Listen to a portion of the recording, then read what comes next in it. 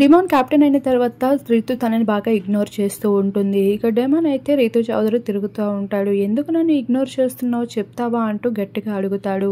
అవునా, నేను ఇగ్నోర్ చేస్తున్నానా అంటూ రితు అంటుంది. అవును, మరి నేను మార్నింగ్ వచ్చి నీతో మాట్లాడదామని చూస్తే నువ్వు మాత్రం వేరే వాళ్ళతో మాట్లాడుతున్నావు, నీకు ఏమైంది అంటూ అడుగుతుంది. ఇక ఆ మాటలకి నాకేమీ కాలేదు అంటూ రితు అంటుంది. నన్ను బాగా ఇగ్నోర్ చేస్తున్నావని అనిపించడం లేదా? నన్ను పట్టించుకోవడం లేదు నువ్వు, అసలు నీ చుట్టూ తిరుగుతున్నా పట్టించుకోవడం లేదు ఎందుకు అంటూ రితును అడుగుతాడు డెమాన్. ఆ మాటలకి రితు ఏమీ సమాధానం చెప్పకుండా వెళ్ళిపోతుంది. మళ్ళీ రితు డెమాన్లు ఒకే దగ్గర కనిపిస్తారు. ఇక రితు అంటుంది, నేను అసిస్టెంట్ కుక్ గా రొట్టెలు చేస్తే వాళ్ళకి ఏంటి ప్రాబ్లం అవుతుంది? రాము నన్ను పిలిస్తే సరదాగా వెళ్ళి 2 రొట్టెలు చేసా, దానికి కూడా నన్ను ఏదో ఒకటి అంటున్నారు అంటూ రితు అంటుంది.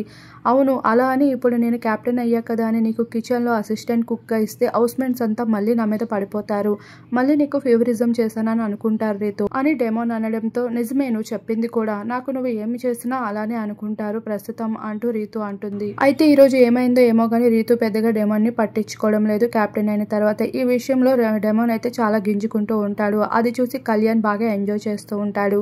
మరొక వైపు ప్రియ తనుజల మధ్యన చాలా స్పెషల్ బాండింగ్ అయితే ఏర్పడిపోతుంది. మరి చూడాల్సి ఉంది ఈ వీకెండ్ ప్రియ వెళ్తుందా లేదా అనేది హౌస్ నుండి బయటికి.